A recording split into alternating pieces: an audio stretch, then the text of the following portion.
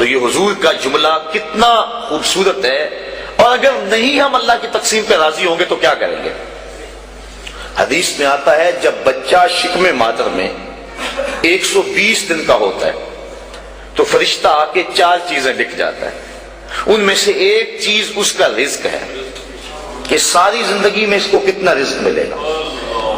اب جتنا لکھا گیا ہے الٹی چھلانگے بھی لگائے اس سے زائد نہیں ملے گا، اور جب لکھا گیا ہے اس سے پہلے نہیں ملے گا۔ تو پھر اس رزق کے لیے ٹینشن کی ضرورت کیا ہے؟ رزق کے لیے کام کرے، محنت کرے۔ شاید میں نے کسی درس قرآن میں اس حوالے سے بات کی تھی۔ حضرت شیخ سعدی شیرازی فرماتے ہیں کہ ایک شخص جنگل میں گیا، اس نے دیکھا ہے کہ ایک لومڑی ہے جس کے ہاتھ پاؤں ہی نہیں ہے۔ سوچنے لگا مالک اسے رزق کیسے دیتا ہوگا، تو درخت پہ چڑھ کے بیٹھ گیا۔ تھوڑی دیر کے بعد شیر آیا، اس نے شکار کیا اور پس خوردہ چھوڑ کے چلا گیا۔ وہ رینگتی رینگتی آگے بڑھی اور پس خوردہ کھا کے پیٹ بھر لیا۔ اب اس نے کہا کہ جب اس لومڑی کو اللہ عطا فرماتا ہے میں تو اس کا بندہ ہوں، میں کیوں محنت کروں؟ اس نے محنت چھوڑ دی۔ ایک دن فاقے سے کاٹا، دوسرا دن فاقے سے کاٹا، تیسرے دن جب حالت غیر ہونے لگی تو آواز آئی بندے میں لومڑی کو بغیر کسی محنت کے دے سکتا ہوں، تجھے نہیں دیکھ سکتا، تجھے بھی عطا کر سکتا ہوں لیکن لومڑی نہ بن شیر بن، خود کما اور اوروں کو بھی کھلا، نہ کہ لومڑی کی طرح جو ہے بن کے بیٹھ جائے۔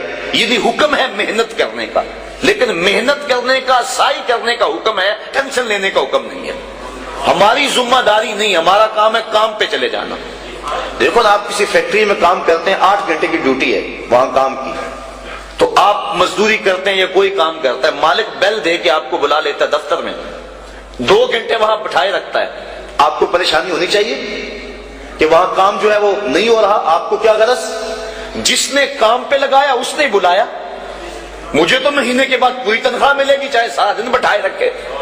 تو ٹینشن نہیں ہوتی کہ 8 گھنٹے میرے پورے ہونے ہیں۔ جس رب نے رزق لکھا ہے وہ کہتا ہے چھوڑ کاروبار، حی علی الصلاۃ، حی علی الفلاح، آجا اب میری چوکھٹ پہ آجا، رات پڑ گئی اب سو جا، اب کام نہ کر۔ جس نے لکھا ہے، جس نے کام پہ لگایا ہے، وہ کہتا ہے اب جمعے کی اذان ہو گئی ہے، اب کاروبار بازار البیع، اب چھوڑ دے کاروبار۔ تو اب جس نے کام پہ لگایا وہی تو بلا رہا ہے، اور ہم کہتے ہیں تیرے بلانے پہ نہیں آئیں گے۔ تو مالک بلائے اور بندہ دفتر میں نہ جائے تو وہ فیکٹری سے نکالے گا کہ نہیں؟ یا حالات کشیدہ ہو جائیں گے کہ نہیں؟ ٹینشن بنے گی کہ نہیں؟ تو اگر آسودہ رہنا ہے، فیکٹری میں کام بھی کرنا ہے، تو پھر مالک سے بنا کے رکھنی ہوگی نا۔ اگر رزق اس کا کھانا ہے اور اس کی نہیں ماننی تو پھر ٹینشن تو ہوگی۔ پھر کہا جائے گا جی رزق بڑا ہے سکون نہیں ہے، پتہ نہیں کسی نے تویز ڈال دی ہوئے، کسی عامل نے جادو کر دیا ہوا ہے، پھر مصیبت بنی ہے۔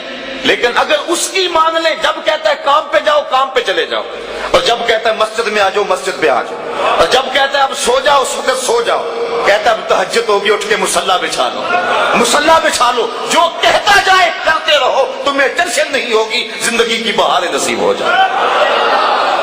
حضور نے ارشاد فرمایا اللہ کی تقسیم پہ راضی ہو جاؤ، اللہ کی تقسیم پہ راضی ہو جاؤ، تم غنی بن جاؤ گے، تم گداگر نہیں رہو گے، تم گداگر نہیں رہو گے، غنی بن جاؤ گے، کروڑ پتی ہو کر بھی کمینے نہیں ہوگے، تمہاری جیب میں کچھ بھی نہیں ہوگا لیکن غنا کی سلطنت کے بادشاہ ہوگے۔ اس کی تقسیم پہ راضی ہو جاؤ۔